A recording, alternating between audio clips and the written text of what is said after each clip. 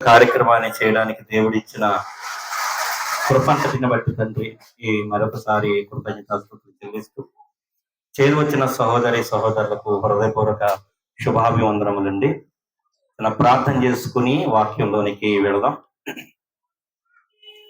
దయగలిగిన తండ్రి, కృపగల మీ నామానికి ఎనలేని వందనాలు, స్తుతులు, స్తోత్రాలు దేవ. మీ మాటలు చుంటె తేనె ధారల కన్నా మధురమైనవి, మమ్మల్ని జీవింప చేయగలిగినవి.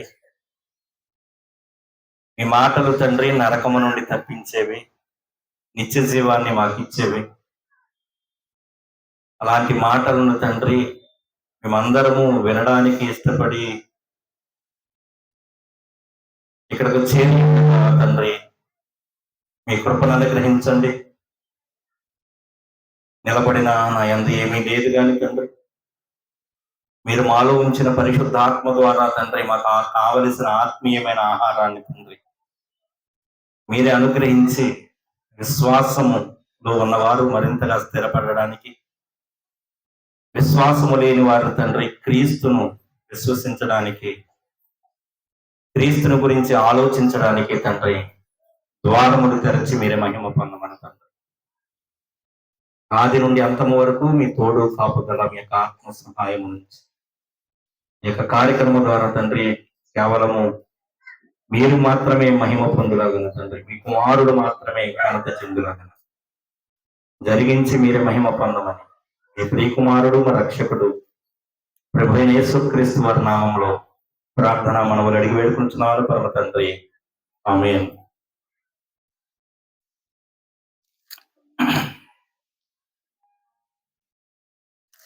లూకా సువార్త కొంచెం బాక్స్ అంటే చెప్పండి అన్న, అటు సైడ్ కమింగ్ అట్లా ఆగుతుంది.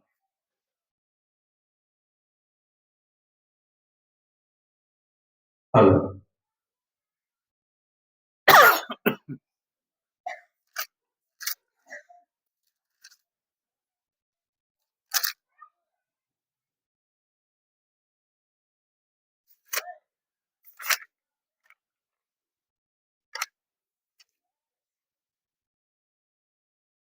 లూకా సువార్త 10వ అధ్యాయం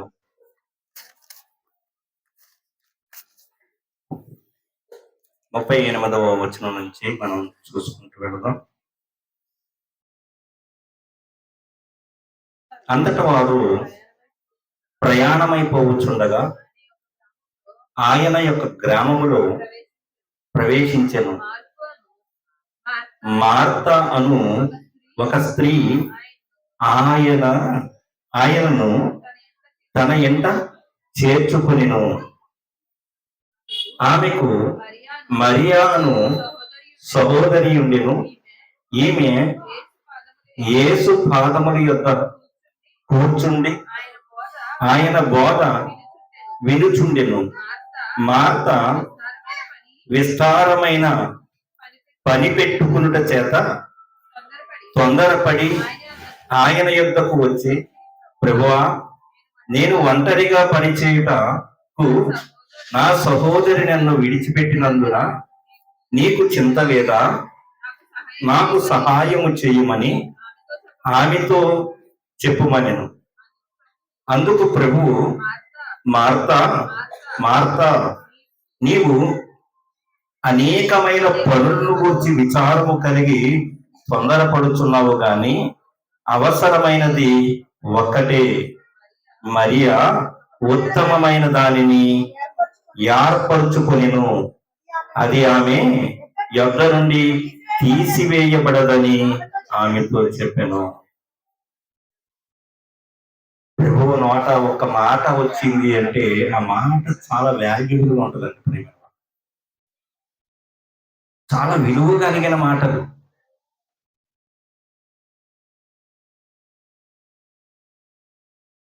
ఒక పెద్ద పెద్ద నాయకులు అనుకుంటున్న వారు, లేక గొప్ప గొప్ప వారు అనుకుంటున్న వారు ఇంటర్వ్యూలు ఇస్తున్నప్పుడు ఛానల్ వారు ఏం చేస్తూ ఉంటారు, ప్రతి ఛానల్ వాళ్ళు వెళ్ళి ఒక్కొక్క మైక్ వాడి దగ్గర పెడుతూ ఉంటారు. ఎందుకని? ఆ మాటలు చాలా వాల్యూబుల్ కలిగినవి. ఈ యొక్క సమాజానికి ఎంతో అవసరము అన్నట్లుగా వారు ఆలోచన చేస్తున్నారు. ఏ మాటలైతే ఈ లోకానికి అవసరమో,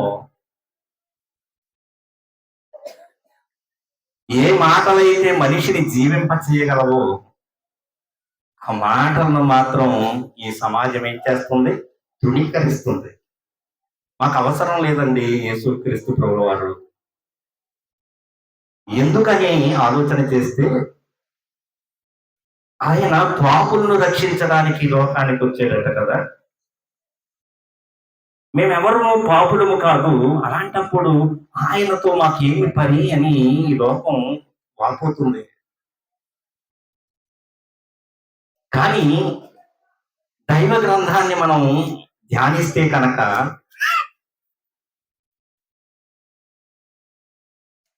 మనం ఎలా పాపులమయ్యామో అనే విషయం మనకు అర్థమవుతుంది ప్రేమైన వాళ్ళు.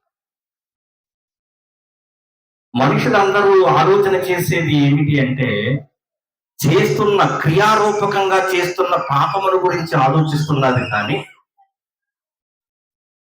ఇర్మియా భక్తుడు చెబుతున్నట్లుగా హృదయములో ఉన్న పాపముల గురించి ఏ ఒక్క మనిషి ఈ లోకంలో ఆలోచించడం లేదని చెప్పచ్చు.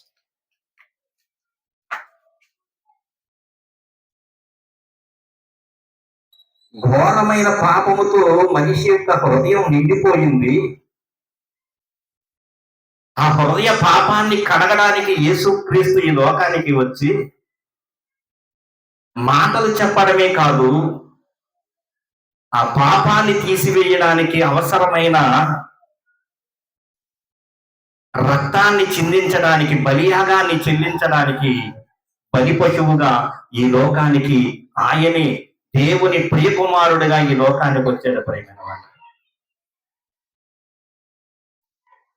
ఎంతో మధురమైన మాటలతో ఆ సమకాలికులతో వారు మాట్లాడుతూ ఉన్నప్పుడు, ఆయన మాట్లాడుతూ ఉన్నప్పుడు ఆ తోటివారు, ఆ ఇశ్రాయేలు ప్రజలే ఆయన్ని ఏమాత్రము లెక్క చేయనట్లుగా కనబడుతున్నది. ఆయన మాటలను ఏమాత్రము కూడా ఆయన మాకు అవసరం లేదన్నట్లుగా వాళ్ళు బిహేవియర్ చూస్తుంటే అర్థమవుతుంది ప్రేమైన వాళ్ళని. ఇశ్రాయేలు ప్రజలు వాడు సామాన్యులు కూడా కాదు. ఇశ్రాయేలీయులు సామాన్యులు కాదు, ఆయన్ని ధిక్కరిస్తున్న వారు. దేవుని ఒక వాక్యం అంటే ఏమిటో తెలిసిన వారు, పాత నిబంధనంతటను వారు ధ్యానించేవారు, ప్రకటించేవారు. శాస్త్రులు, పరిసయ్యులు ఏం చేస్తున్నారంటే ఆయనని ధిక్కరిస్తున్నారు ప్రేమిన వాళ్ళ. ఏదైతే దేవుని ఒక వాక్యము చేత యేసుక్రీస్తుని హత్తుకోవలసిన వారే ఆయన్ని దెయ్యము పట్టిన వారని కొందరు అనేక రకమైన మాటల చేత ఆయన్ని బాధిస్తూ ఉన్నారు ప్రియమైన వాళ్ళ. ఆయన మాట మనిషిని జీవింప చేయగలిగింది ప్రియమైన వాళ్ళ. సామాన్యులైతే అనుకోవచ్చు. ఇక్కడ మార్త అనే ఆమె ఆలోచించేది వారికి ఉన్న పని గురించి ఆలోచన చేస్తుంది. మనం కూడా ఈ రోజునంతే ఎక్కడైనా చాలా మీటింగు పెడుతున్నారు, లేక చాలా పెద్ద సభలు పెడుతున్నారు, వెళ్ళాలి అనే ఆలోచన కలిగి ఉన్న మనకున్న పనులు బట్టు, మనకున్న ఏదో వేటి గురించి మనం ఆలోచన చేస్తాం. కానీ దేవుడి మాటలు మనల్ని జీవింపజేసేవి కదా. కొన్ని నిమిషములు ఆయనతో మనం సహవాసం చేస్తే బాగుంటుంది, ఆయన మాటలు వింటే మరింతగా మనం బలపడతామనే ఆలోచనలు చాలా తక్కువగా ఉన్నాయి ప్రేమ. ఇక్కడ మరియా చాలా ఉత్తమమైన దాన్ని ఎంచుకుంది అని చెబుతున్నాడు ప్రభు. ఈ రోజున మనము క్రీస్తును నమ్ముకున్నామని చెప్పుకుంటున్నాము, కానీ ఆయన ఎలాగైతే జీవించమని చెప్పాడో, ఎలాగ తోటి వారిని ప్రేమించమని చెప్పాడో ఆ విషయాలలో మాత్రం మనం ఏం చేస్తున్నామంటే తప్పిపోతున్నామని చెప్పచ్చు. తప్పిపోతున్నామని చెప్పచ్చు ప్రేమైన. యోహాను సువార్త 6వ అధ్యాయంలో ఒక మాట చూద్దాం ప్రేమైన. యోహాను సువార్త 6వ అధ్యాయము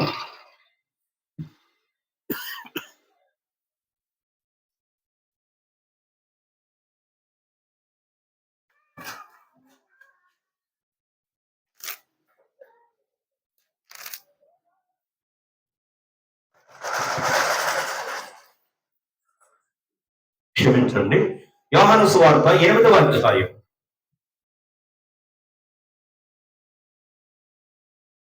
31వ వచనం నుంచి చదువుకుంటూ వెళ్దాం.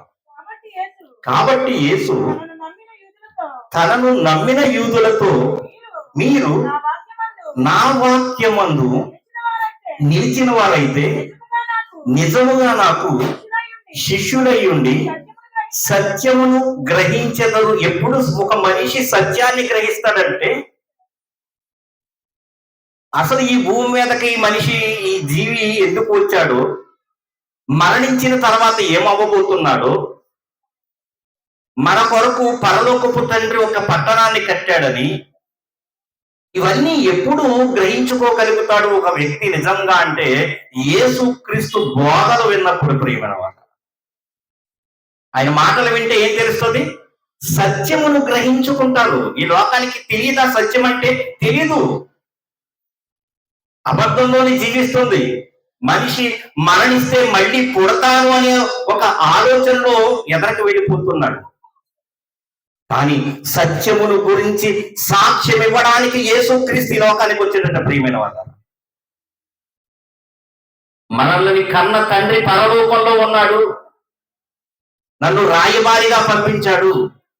ఇదిగో ఆయనకి మీకు మధ్యగా పాపములు అడ్డు వస్తున్నాయి, మీ కొరకు పరలోకం అనే ఒక పట్టణాన్ని ఆయన చేసి ఉన్నాడు.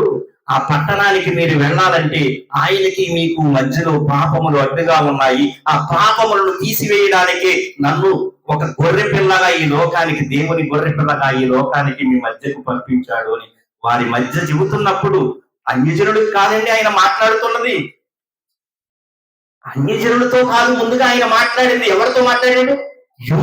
యూదులతోనే, వారి తోటి సమాజంతో. దేవుడంటే ఎరగని వారితో కాదు యేసుక్రీస్తు మాట్లాడిన మాటలు. మాకు దేవుడు తెలుసు, మాకు చట్టం తెలుసు, మాకు మోషే తెలుసు, మోషే తెలియజేసిన చట్టం మాకుంది, మేము నీతిమంతులము, యేసుక్రీస్తు మాకు అవసరం లేదని చెబుతున్నారు. ప్రియమైన వాళ్ళ, సామాన్య ప్రజలు కాదు, ఇశ్రాయేలీయులు, శాస్త్రులు, పరిసయ్యులు అనే వ్యక్తులు మాట్లాడుతున్న మాటలు. చూడండి ఏమంటున్నాడు ఆయన. కాబట్టి యేసు తనను నమ్మిన యూదులతో, మీరు నా వాక్యమందు నిలిచిన వారైతే నిజముగా నాకు శిష్యులై ఉండి సత్యమును గ్రహించెదరు. అప్పుడు సత్యము మిమ్మును స్వతంత్రులుగా చేయునని చెప్పగా వారు ఏమన్నారు చూడండి. అప్పుడు వారు అంటున్నారు, ఇప్పుడు చేస్తున్నారు చూడండి. యేసుక్రీస్తు ఏమని చెప్తున్నాడు? నా మాటల యందు మీరు నిలిచి ఉంటే మీరు స్వతంత్రులు అవుతారు, పాపము నుంచి విమోచన చెందుతారు అని ఆయన చెబుతుంటే వారు సమాధానం చెబుతున్నారు. ఏమంటారు చూడండి. వారు, మేము అబ్రహాము సంతానము.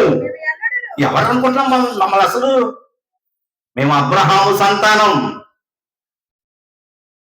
మేము ఎంత గొప్పవాడు నీకు అర్థం కావట్లేదు అసలు.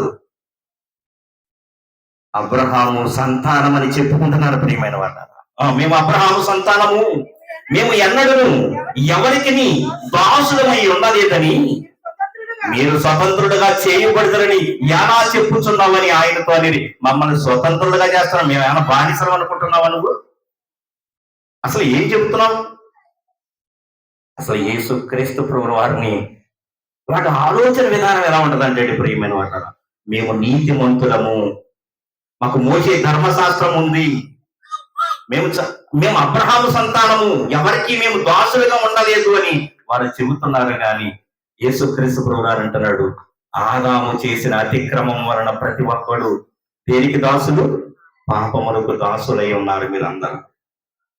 మీరు నా మాటలు వింటే మీ కొరకు నేను ప్రాణం పెట్టడానికి వచ్చానని మీరు విశ్వసిస్తే, నన్ను విశ్వసించిన వాడిని ప్రతి ఒక్కరిని నిత్య జీవానికి వారసులుగా చేయడానికి నేను వచ్చానని ఆయన వాపోతున్నాడు. ప్రియమైన వాడు వాపోతున్నాడు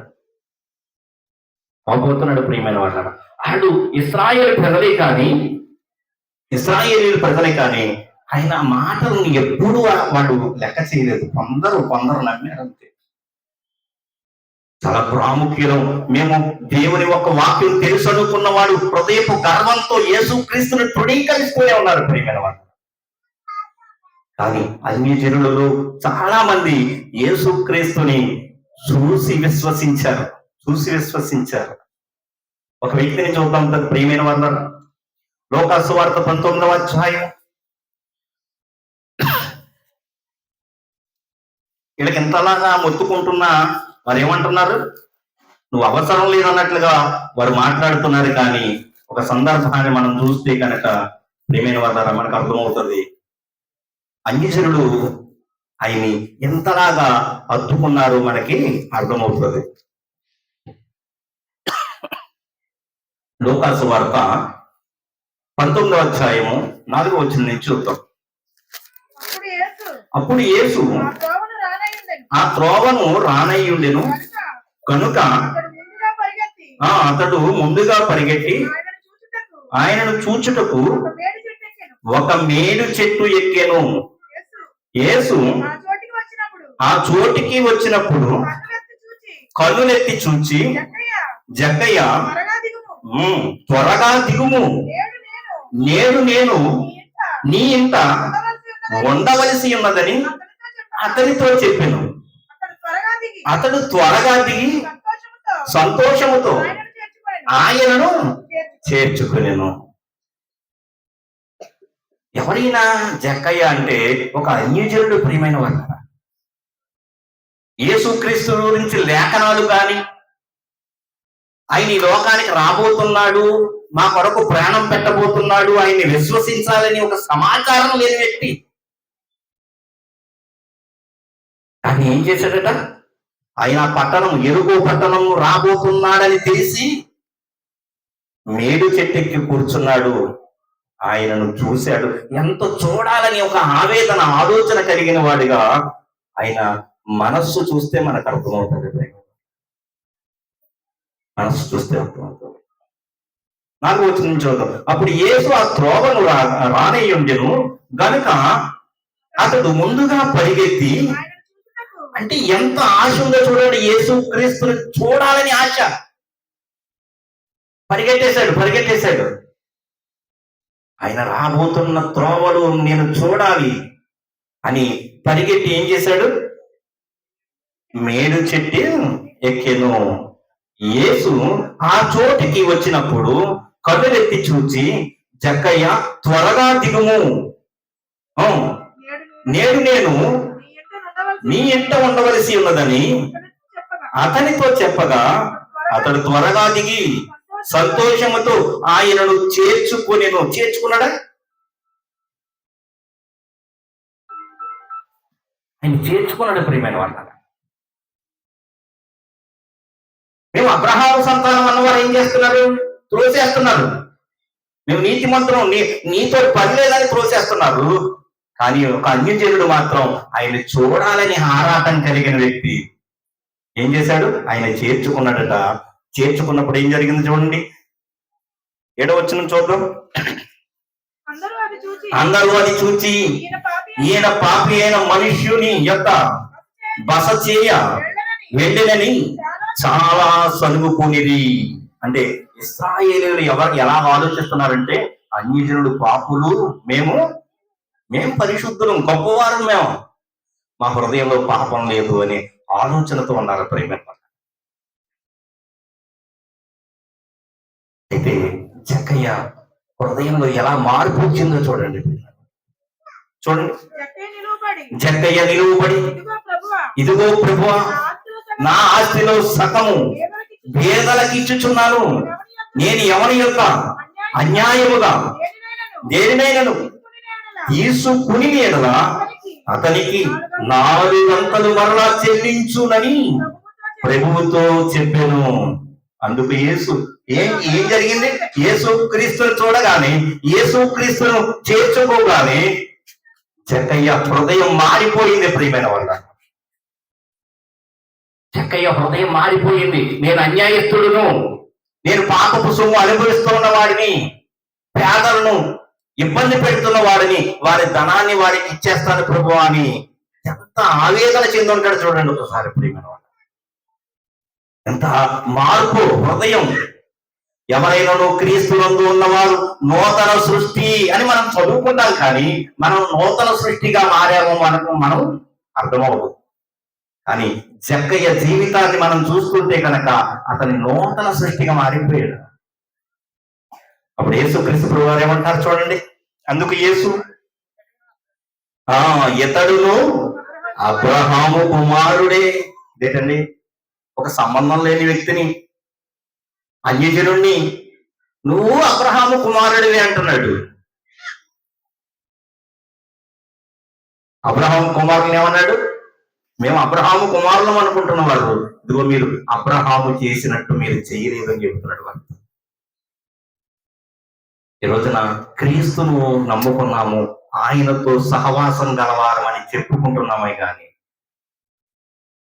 నిజమైన హృదయంలో మార్పు కలిగిన వారిగా మనం ఉంటే కనుక ప్రియమైన వాళ్ళ, అనేకులను క్రీస్తులోనికి ఈజీగా మార్చచ్చు. ఈజీగా మార్చచ్చు. మన యొక్క గొప్పతనం మనకే అర్థం కావడం లేదో అనిపిస్తూ ఉండదు చాలా సార్లు. క్రైస్తవుడు అనే ఒక పిలుపు ఎంత ఉన్నతమైనదో ముందుగా మనకు అర్థమైతే ఈ లోకానికి చాటి చెప్పచ్చు. క్రైస్తవుడు అంటే అర్థం ఏమిటి అంటే క్రీస్తును హృదయంలో కలిగిన వాడు అని భావం. ఆ క్రీస్తును హృదయంలో కలిగిన వాడు ఒక వ్యక్తి ఎలా ఉంటాడు అంటే క్రీస్తును హృదయంలో చూపిస్తాడు. వారి మాటల్లో కానీ, చూపుల్లో కానీ, దేనిలోనైనా, ప్రవర్తనలోనైనా క్రీస్తును చూపించే వారిగా మనం ఉంటాం. ప్రియమైన వారు, మన జీవితం మనకి ముందుగా అర్థమైతే, మనం ఎంత గొప్పవారమో మనకు అర్థమైతే, మనం జీవించడానికి చాలా సులభంగా ఉంటది. ప్రియమైన వారు, కొరింథీయులకు రాసిన మొదటి పత్రిక 1వ అధ్యాయం 9వ వచనం చూద్దాం. ఒక సంఘానికి, దేవుణ్ణి యేసుక్రీస్తును నమ్ముకున్నాము, ఒక సంఘానికి వెళుతున్నాము అని అనుకుంటున్నాం, కానీ ప్రియమైన వాళ్ళ మనది ఎంత గొప్ప జీవితమో మనకి అర్థం కావడం లేదో అనిపిస్తూ ఉంటుంది. కొరింథీయులకు రాసిన మొదటి పత్రిక 1వ అధ్యాయం 9వ వచనం, మన ప్రభు అయిన యేసుక్రీస్తు అను తన కుమారుని సహవాసమునకు మిమ్మును పిలిచిన దేవుడు నమ్మదగిన వాడయ్యా. అసలు దేవుడు మనల్ని ఎందుకు పిలుచుకున్నాడంటే యేసు క్రీస్తుతో సహవాసం చేయడానికి. మనం చర్చికి వెళ్తున్నామంటే ఏమనుకుంటామంటే మా సహవాసంలో చాలా మంది బాగుంటలేదండి, వాళ్ళ పరిస్థితులు లేక వాళ్ళు ప్రేమించడం లేదు నన్నని ఆలోచన చేస్తుంటాం. కానీ మనం ఆలోచన చేయవలసింది ఏమిటి అంటే మనం ప్రభు సన్నిధికి వెళ్ళేది దేని కొరకంటే యేసు క్రీస్తుతో సహవాసం చేయడానికి వెళుతున్నాం, ఆయన మాటలు వినడానికి వెళుతున్నాం, ప్రభు యొక్క శరీరాన్ని తీసుకోవడానికి వెళుతున్నాం, ప్రభు యొక్క రక్తాన్ని తీసుకోవడానికి వెళుతున్నాం. ఎందుకు వెళుతున్నాము అంటే ఇదిగో ఎఫెసీ పత్రికలో చెబుతున్నాడు ప్రియమైన వాళ్ళ, మనమందరము క్రీస్తు సారూప్యంలోనికి మారడానికి. చూడండి, 6 నెలలు సహవాసం చేస్తే వాళ్ళే వీళ్ళవుతారు. మనం ఎన్ని సంవత్సరాల నుంచి చేస్తున్నాం యేసుక్రీస్తు సహవాసం? మరి అలా సహవాసం చేస్తున్నప్పుడు మన క్రియలు కానీ, మన యొక్క మాట తీరు కానీ ఎలా ఉండాలి అంటే మృదువైనదిగా, ఉప్పు వేసినట్లుగా ఉండాలి, సారమైనదిగా ఉండాలి నీ మాట. నిన్ను వరే నీ పొరుగు వారిని ప్రేమించని మాట ఎందుకు చెప్పాడు అంటే సంఘాలలో విభేదాలు కానీ, గొడవలు కానీ ఏమి ఉండకూడదండి. ఎందుకంటే సంఘములో అలాంటివన్నీ ఉంటే ఏమవుతుందంటే క్షేమాభివృద్ధి కలగదు. సంఘం క్షేమాభివృద్ధి కలగదు. మనల్ని చూసి ఇంకొక వ్యక్తి మారే అవకాశమే లేదు. ప్రియమైన వారు, అసలు దేవుడు మనల్ని ఎందుకు పిలుచుకున్నాడు అంటే యేసు క్రీస్తుతో సహవాసం. మా సహవాసం అండి ఫలానా డినామినేషన్ అని చెప్పుకుంటున్నాం మనం, ఫలానా అండి ఫలానా అండి అని చెప్పుకుంటున్నాం కానీ మేము క్రీస్తుతో సహవాసం చేయడానికి దేవుడు పిలిచిన వాడు నమ్మకమైన దేవుడు మా దేవుడని మనం చెప్పుకోగలుగుతున్నామా? మనం ఎవరితో సహవాసం చేస్తున్నాం? యేసుక్రీస్తుతో సహవాసం చేయడానికి పిలుచుకున్నాడట మనల్ని దేవుడు. ఇంకొక ఆయన ఉన్నాడు, రోమీలకు రాసిన పత్రిక 8వ అధ్యాయం. మన జీవితం ఎంత గొప్పదో ప్రియమైన వాళ్ళారా. యేసుక్రీస్తు ప్రభువు వారి రక్తం మన హృదయాన్ని కడిగి పరిశుద్ధపరిచి మనల్ని సంఘంలో చేర్చాడంటే సంఘంలో ఉన్న నలుగురితో సహవాసం అని మనం ఆలోచన చేస్తున్నాం. కానీ మన హృదయంలో దేవుడు ఉంచిన మనల్ని దేవాలయముగా చేసి దేవుడు మన హృదయంలో పరిశుద్ధాత్మను ఉంచాడని, క్రీస్తుతో సహవాసం చేయడానికి యేసుక్రీస్తు రక్తం వెల చెల్లించాడని మనకి అర్థం కావడం లేదు ప్రియమైన వాళ్ళ. రోమీలకు రాసిన పత్రిక 8వ అధ్యాయం 9వ వచనం నుంచి చూద్దాం ప్రియమైన వాళ్ళ. దేవుని ఆత్మ మీలో నివసించి ఉన్న ఎడల మీరు ఆత్మ స్వభావము గలవారే గాని శరీర స్వభావము గలవారు కాదు. మీరు మీ శరీరం మాట వినరు. ఎప్పుడు మీలో ఆత్మ, పరిశుద్ధాత్మను దేవుడు ఇచ్చాడు వరంగా. ఆయన నా మరణదినం వరకు నాలో నివసించడానికి, నాతో సహవాసం చేయడానికి ఆ పరిశుద్ధాత్మ నాలోనికి వచ్చాడు అని ఎప్పుడైతే మనం విశ్వసించగలుగుతామో అప్పుడు మనం శరీర రీత్యా ప్రవర్తించము. ఎవరిని కూడా ఎవరో మనల్ని దూషణ మాట మాట్లాడారు, ఎవరో లేక ఒక చెంపదెబ్బ కొట్టారు, లేకపోతే ఎవరో పరుషంగా మాట్లాడారు, ఏం ఆలోచన చేస్తాం మనం? నా ప్రభువుని ఉమ్ము వేట కూడా వేస్తే ఆయన తుడిచి వేసుకున్నాడు నా పాపాన్ని తీసివేయడానికి. నన్ను ఒక మాట అంటే ఏమి పోతుంది అని మనం ఆలోచన చేయాలి ప్రియమైన వాళ్ళు. అన్నీ అంటావా, నేను ఎంతటి వాడిని, అసలు నన్నే నువ్వు అలా మాట్లాడడానికి ఎవరు అని ఆలోచన చేస్తాం. కానీ మనం ఆలోచన చేయవలసింది ఏమిటి అంటే, ఎదుటి వారు మాట్లాడుతున్నారంటే వాళ్ళలో పరిశుద్ధాత్మ ఉన్నాడని నమ్మక, మనలో పరిశుద్ధాత్మ ఉన్నాడని వారు నమ్మక వారు దూషిస్తారు, మాట్లాడతారు, ఒకరికొకరు వాదాలు పెట్టుకుంటూ ఉంటారు. కానీ ఎప్పుడైతే పరిశుద్ధాత్మ మనలో జీవిస్తున్నాడని మనం విశ్వసిస్తామో, మనం నమ్ముతామో, అప్పుడు ఒక మనిషి దూషించినా మనము ఏమీ పర్వాలేదు బ్రదర్ అని ఎక్కడికి వెళ్ళిపోతాం ప్రియమైన వాళ్ళ. అది చెబుతున్నాడు, దేవుని ఆత్మ మీలో నివసించుచున్న ఎడల మీరు ఆత్మ స్వభావము గలవారే గాని నివసించి ఉన్న ఎడల మీరు ఆత్మ స్వభావము గలవారే గాని శరీర స్వభావం గలవారు కాదు. శరీరం అయితే ఏం చేస్తుంది? రియాక్ట్ అయిపోతుంది. నన్నీ మాట అంటావా అని రియాక్ట్ అయిపోతాడు. కానీ ఆ ఆత్మ ద్వారా నడిపించబడుతున్నప్పుడు మనము వారి యొక్క క్షేమాన్ని కోరి, నిన్ను కుడి చెంప మీద కొట్టువాని వైపుకు ఎడమ చెంప తిప్పమంటున్నాడు. అలాంటి స్వభావం మనలోనికి రావాలని యేసుక్రీస్తు వెళ్ళిపోతూ ఆదరణకర్తగా మనకి ధైర్యాన్ని ఇవ్వడానికి పరిశుద్ధాత్మ మనకి ఇచ్చాడు ప్రియమైన వాళ్ళు. ఆ పరిశుద్ధాత్మను ఎప్పుడైతే మనం నమ్ముతామో సంఘములో కానీ కుటుంబంలో కానీ ఎక్కడైనా కానీ విభేదాలు కానీ గొడవలు కానీ ఎక్కడ ఉండవు.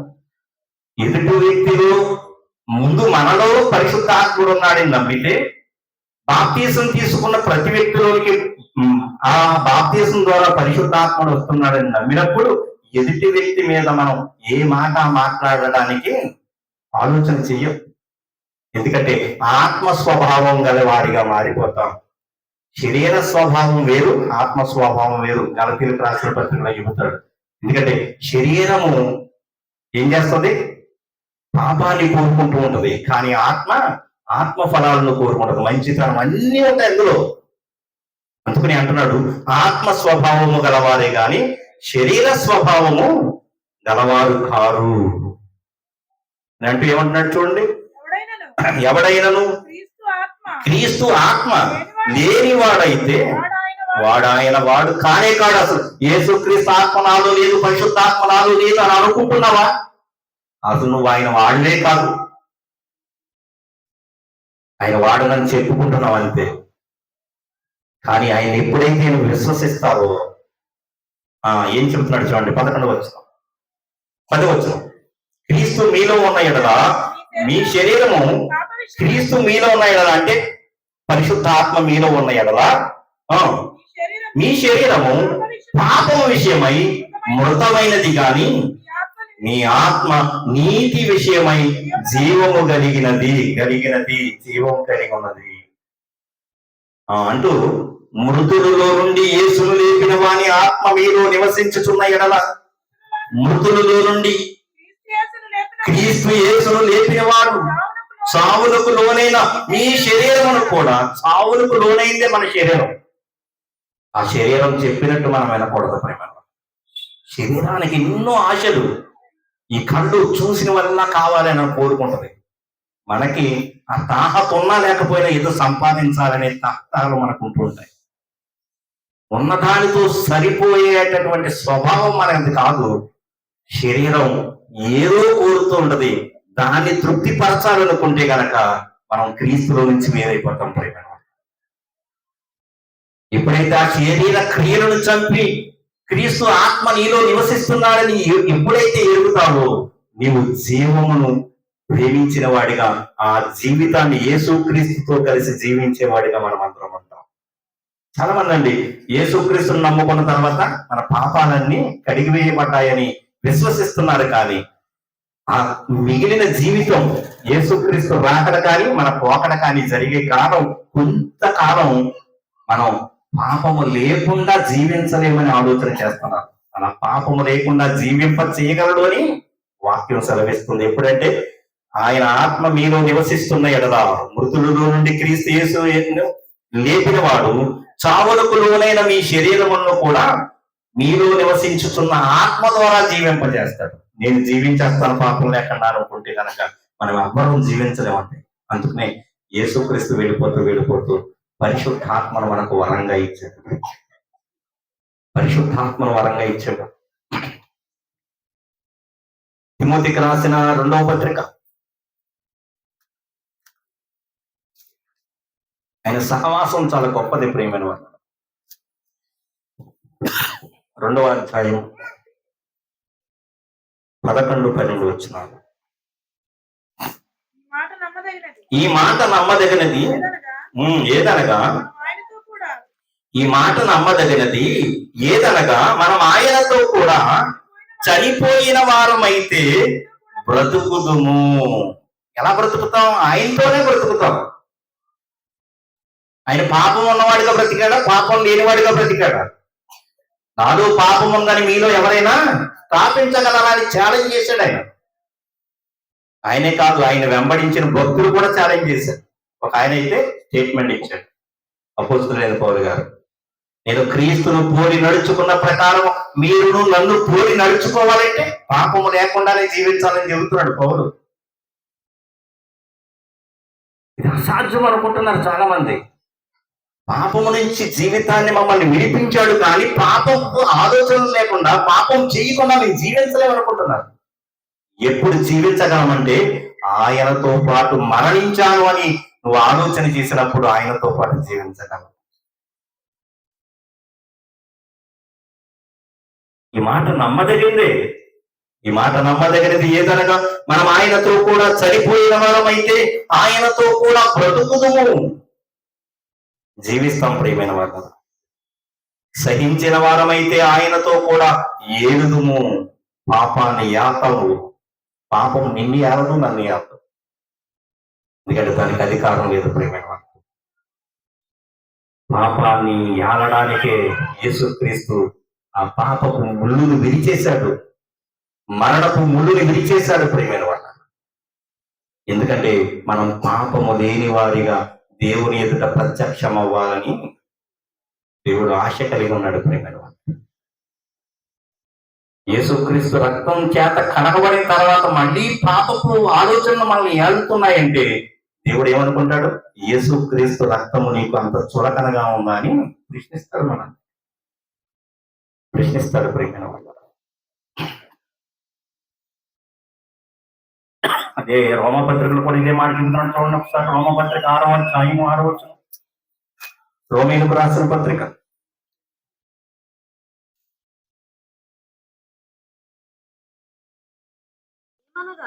ఏమనగా మనమికను పాపమునకు దాసులము కాకుండాటకు, పాపానికి దాసులు కాకూడదు ఇక మనం కాకుండాటకు, పాప శరీరము నిరర్థకమగునట్లు మన ప్రాచీన స్వభావము ఆయనతో కూడా సిలువ వేయబడినని ఎరుగుదుము. సిలువ వేయబడ్డావా వేయబడలేదా? నువ్వు ఇంకా సిలువ వేయబడలేదంటే ఆ ప్రాచీన స్వభావం నిన్ను వెంటాడుతూ ఉంటుంది. లేదండి, యేసు క్రీస్తుతో నేను సిలువ వేయబడ్డాను, ఎందుకంటే పాపం విషయమై నా దేహం మరణించింది.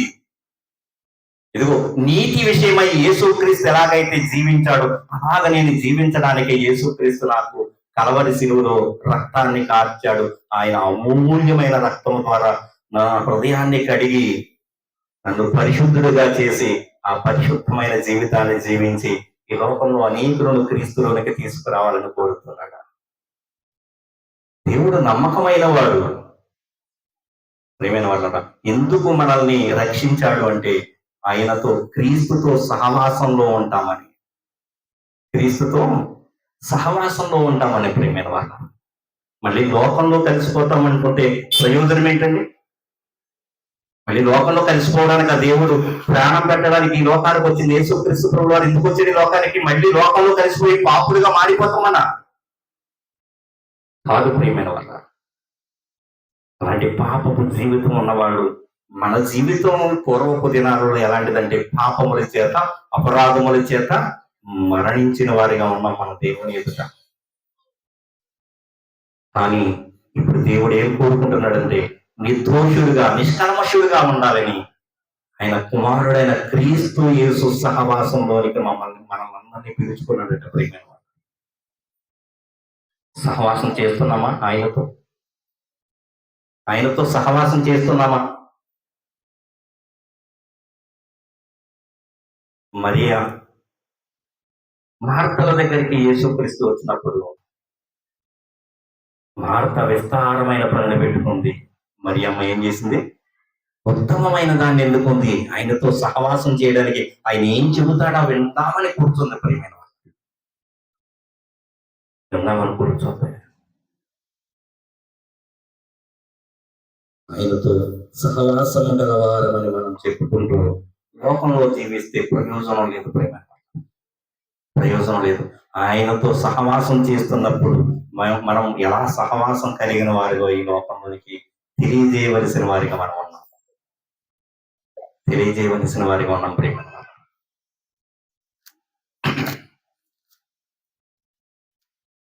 ఇంకా నానిబాబు గారు దూర ప్రయాణం వెళ్ళాలని మరి ఎన్నాళ్ళైందా మీరు ఊరికి వెళ్ళి? 39 రోజులు అయింది. ఇంటిని విడిచిపెట్టి ఒక నెల రోజుల పైన అయిపోయింది.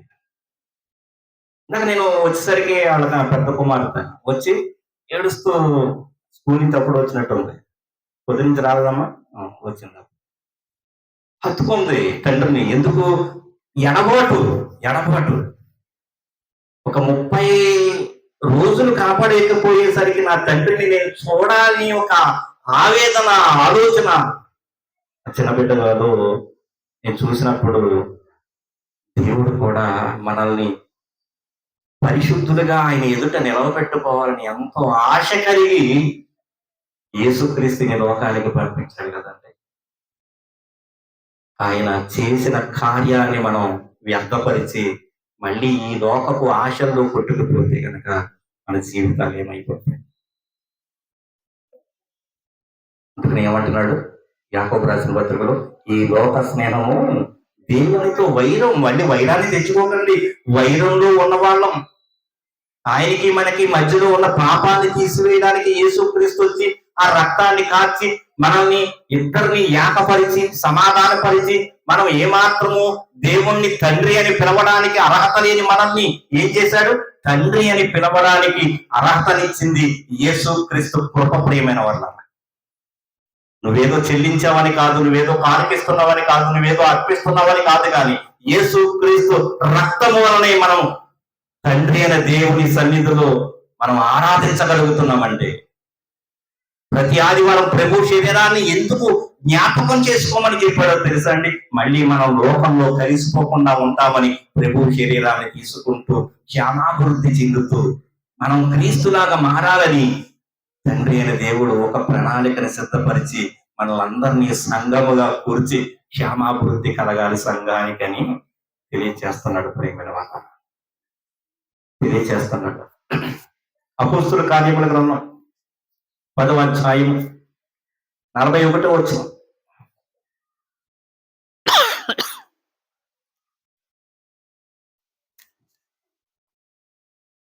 ఈ వారంలో న్యూస్ లో చూశారండి, ఒక వ్యక్తి కోటీశ్వరుడు, అపర కోటీశ్వరుడు, అంటే మన ఇండియాలో ఉన్న కోటీశ్వరులో ఒక కోటీశ్వరుడిగా లెక్క వేసుకోవచ్చు, 10 మంది వేళ్ళు లెక్కెట్టుకుంటే.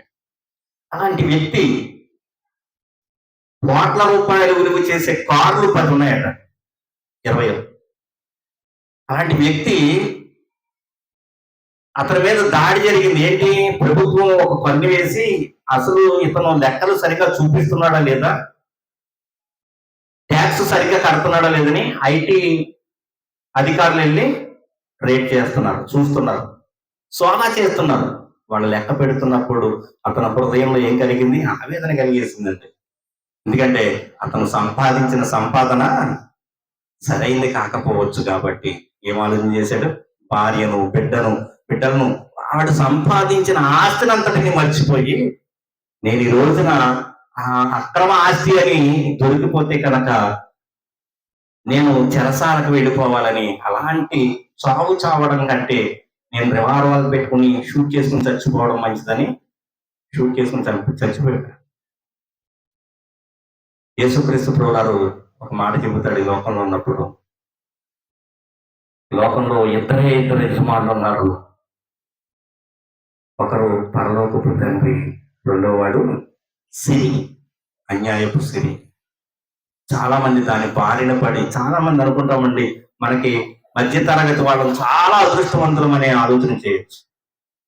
చాలా మంది మనం ఏం ఆలోచన చేస్తామంటే, తెలియక, వాక్యం తెలియక, దేవుని యొక్క గ్రహింపు అర్థం కాక, మన విలువ మనకు అర్థం కాక ఏమనుకుంటామంటే, మనకి కొన్ని లక్షల రూపాయలు ఉంటే మన జీవితం బాగుపడేదేమో అనుకుంటాం. కానీ ఇంతలో కనబడి అంతలో మాయమైపోయేవారు కదా మీరు అని దేవుడు చెబుతున్నాడు. ఈ జీవం ఏం పాటిది? ఒకడు లోకమంతటినీ సంపాదించుకున్న వాడికి ప్రయోజనం లేదు, క్రీస్తుని ఎరగకుండా చనిపోతే కనుక ఎంతో నెమ్మదినివ్వడానికి యేసుక్రీస్తు లోకంలోనికి వచ్చినప్పుడు, ఇదిగో నా దగ్గరికి రండి, నా దగ్గర నెమ్మది విశ్రాంతి ఉన్నది, నాకు ఆడి సులువు. ఈ లోకంలో ఉన్న మీరు ఏవేవో ఆలోచన చేస్తే అవన్నీ భారాలే మీకని చెబుతున్నాడు యేసుక్రీస్తు ప్రభువారు, పిలుపునిస్తున్నాడు. అపోస్తుల కార్యాల్లో 10వ అధ్యాయం 41వ వచనం చూడండి.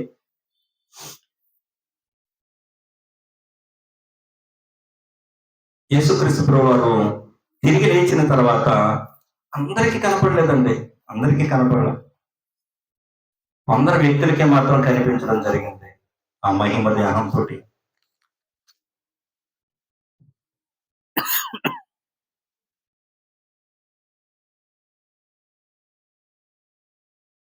చూడండి. అనగా ఆయన మృతులలో నుండి లేచిన తర్వాత ఆయనతో కూడా అన్నపానములు పుచ్చుకునిన మాకే ఆయన ప్రత్యక్షముగా కనబడినట్లు అనుగ్రహించెను. ఆయన ఎవరంట? మృతులకు సజీవులకు తీర్పు తీర్చే ఆయన. యేసుక్రీస్తు అంటే ఏదో అనుకుంటున్నాం, మృతులకు సజీవులకు తీర్పు తీర్చగలిగిన వాడు. యేసుక్రీస్తు గురించిన సరైన ఇన్ఫర్మేషన్ ఈ లోకానికి లేదు. ఎందుకంటే ఆయన్ని ఎరిగామని చెప్పుకుంటున్న మనకే ఆయన సరిగా అర్థం కాలేదు అనిపిస్తుంది. ఆయనతో సహవాసం గలవారమని చెప్పుకుంటున్న మనమే సరిగా సహవాసం చేయడం లేదో అనిపిస్తుంది. ఆయనతో సరిగా సహవాసం చేస్తే రేపటిని గురించిన చింత మనకు అవసరమే లేదు ప్రియమైన వారు. రేపటిని గురించిన చింత, రేపటిని గురించిన కీడు అదే చూసుకుంటది, మీకు ఎందుకు అంటాడు ఆయన. ఏనాటి కీడు ఆనాటికి చాలు అంటున్నాడు ప్రియమైన వాళ్ళ.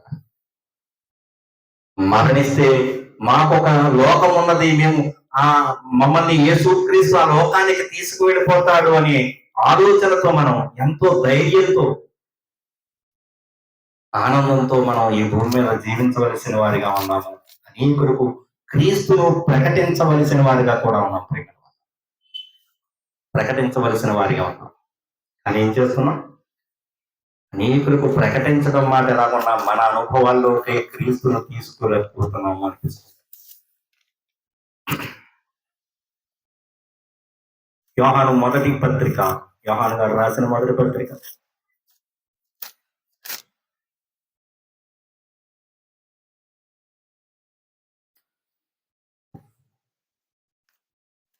చాలా మందికి ఈ అనుభవాలు లేవు ప్రియమైన వాళ్ళ.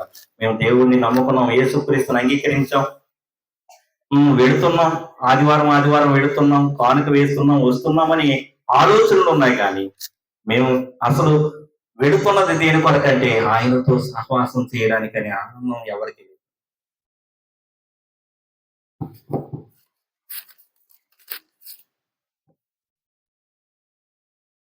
యోహాను మొదటి పత్రిక మొదటి అధ్యాయము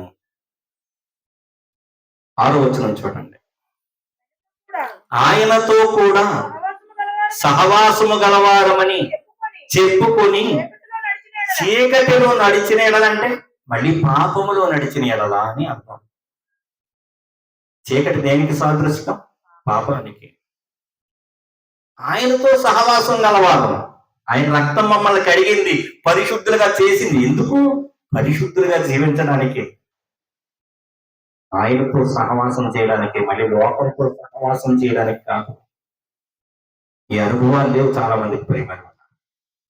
బాప్తీసం అంటే ఏదో ముడికి రావడం అని అనుకుంటున్నారు. కానీ ఆ బాప్తీసం కార్యక్రమం ద్వారా దేవుడు పరిశుద్ధాత్ముడు నాకు ఇస్తాడు, ఆ పరిశుద్ధాత్మ ద్వారా నేను జీవించాలి అనే ఆలోచనలు చాలా మందికి లేవు.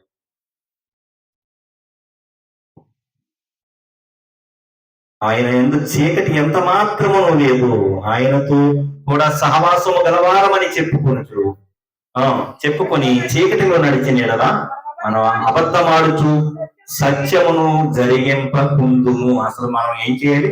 సత్యాన్ని జరిగించాలి, క్రీస్తుతో జీవించాలి. క్రీస్తు మనకు అనుగ్రహించిన ఆ ఆత్మ ద్వారా మనం జీవించాలని దేవుడు ఎన్నో కలలుగాని యేసుక్రీస్తుని లోకానికి పంపించాడు.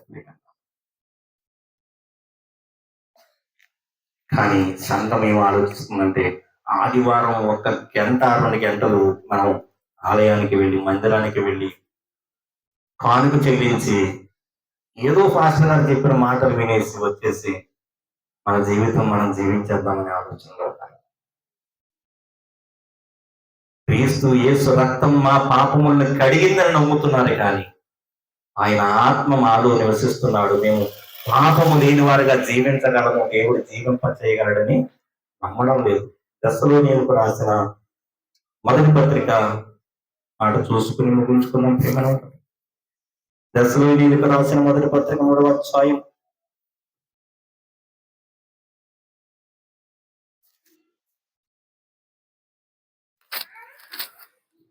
12-13 వచనాలు. మరియు తెస్సలోనీయులకు రాసిన మొదటి పత్రిక 3వ అధ్యాయము చదువు. మరియు మన ప్రభు అయిన యేసు తన పరిశుద్ధులందరితో వచ్చినప్పుడు మన తండ్రి అయిన దేవుని ఎదుట మీ హృదయములను పరిశుద్ధత విషయమై అనింద్యమైనవిగా ఆయన స్థిరపరుచుటకై మేము మీ ఎడల ఎలాగూ ప్రేమలో అభివృద్ధి పొంది వర్ధిల్లుచున్నామో అలాగే మీరును ఒకరి ఎడల ఒకరు మనుషులందరి ఎడలను ప్రేమలో అభివృద్ధి పొంది వర్ధిల్లునట్లు ప్రభువు దయచేస్తాడు. దయచేయడం అనుకోకండి. మనం ప్రేమలో వర్ధిల్లుతూ ఉంటే అసలు దేవుడు మనల్ని ఎందుకు రక్షించాడు అనే విషయం మనకు అర్థమైతే గనక ప్రియమైన వాళ్ళ మనం జీవిస్తాం. లేకపోతే ఏం చేస్తాం? మనకు అర్థం కాకపోతే మనలో ఉన్న ఆత్మను మనం బాధ పెడతాం. ప్రేమైన వాళ్ళు బాధ పెడతాం. మనలో ఉన్న ఆత్మను ఏం చేయాలన్నాడు? దుఃఖ పెట్టకండి అంటున్నాడు కదా. ఆయన దుఃఖ పెట్టకూడదు. ఆయన మనతో సహవాసం చేయడానికి మన హృదయంలోకి, మన దేవాలయంలోకి ఆయన వచ్చాడు. ఆయన ఎప్పుడు కూడా మనము దుఃఖ పెట్టేవారిగా ఉండకూడదు. ఎందుకంటే మన మరణ దినం వరకు ఆయన మనలో ఉండడానికి ఇష్టపడి వచ్చాడు. అలా రాయబారిగా వచ్చిన ఆయన్ని మనం ఏం చేయకూడదు? దుఃఖ పెట్టకూడదు. చూడండి, ఎవరో మనల్ని దుఃఖ పెట్టారు, ఒక మాట అన్నారని చెప్పేసి మనం ఏమనుకుంటాం? చాలా దుఃఖపడుతూ ఉంటాం, బాధపడిపోతూ ఉంటాం. కానీ మనలో ఉన్న పరిశుద్ధ ఆత్మను దుఃఖ పెడుతున్నామా అనే ఆలోచన చేయండి ప్రియమైన వాళ్ళ. గలతీయులకు రాసిన పత్రికల 5వ అధ్యాయాన్ని చెబుతున్నాడు దేవుడు. మీరు ఆత్మ ద్వారా జీవిస్తే కనుక ఆత్మ ఫలాలు ఫలిస్తారు. శరీరము ద్వారా జీవిస్తే శరీరం ఏం కోరుకుంటుందో దాన్నే చేస్తారు. శరీరం ఏం కోరుకుంటుంది? సినిమాలు, షికారులు, ఏవో లోకంలో ఉన్నవన్నీ కావాలని కోరుకుంటుంది. కానీ గడిచిన కాలమే చాలు అంటున్నాడు. ఎందుకంటే మనం అన్ని లోకంలో అనుభవించేసి ఎందుకు వచ్చాం క్రీస్తులోకి? అవన్నీ చెడ్డవి అని, ఏవి మంచివి కాదని క్రీస్తు మాకు కావాలని అంగీకరించి వాగ్దానం చేసి ఆయనతో నేను జీవిస్తానని చెప్పి బాప్తీసం తీసుకుని ఆయనతో సహవాసం చేస్తామని ఒప్పుకున్నాం. మన సహవాసం ఆయనతో ఉందా లేదా? ఆయన మనలోకి అనుగ్రహించిన పరిశుద్ధ ఆత్మ ద్వారా మనం జీవిస్తున్నామా లేదా అనేది మనం అర్థం చేసుకుంటే మనల్ని ఎవరు ఏలు పెట్టి చూపించడానికి అవకాశమే లేదు అంటున్నాడు. ఎందుకంటే ఆత్మ ద్వారా నడిపింపబడితే కనుక యోహాను సువార్త మొట్టమొదటి అధ్యాయం 12వ వచనంలో ఏం చెబుతున్నాడు?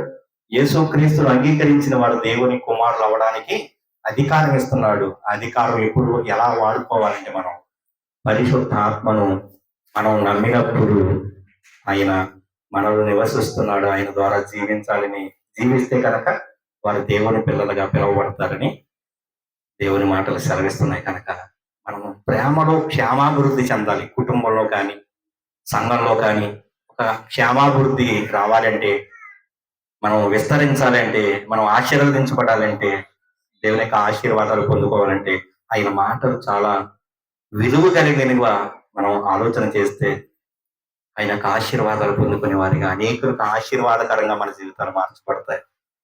కనుక మనం ఎందుకు క్రీస్తులోనికి వచ్చాము అంటే, ఇదిగో క్రీస్తుతో సహవాసం చేయడానికి. మేము వెళుతున్నది ఏదో సహవాసంలోకి వెళుతున్నాం. మా సంఘం చాలా చిన్నది, 10 మంది వస్తారు, 4 వస్తారు. మనం ఆళ్ళతో కాదు సహవాసం చేసేది. మనం వెళ్ళి సహవాసం చేసేది మనలో ఉన్న పరిశుద్ధాత్మతో, యేసుక్రీస్తుతో అని దేవుడు చెబుతున్నాడు. ప్రియమైన వాళ్ళారా, మన పిలుపు చాలా గొప్పది. ఎందుకంటే పరలోకానికి పిలువబడిన వారం మనం. ఆ జీవితాలు మనం జీవించాలని దేవుడు కోరుకుంటున్నాడు. దేవుడి మాటలన్నిటినీ మన వినికిడిలో దీవించి ఆశీర్వదించునుగాక. ఆమేన్. ప్రార్థన చేసుకుంటాం.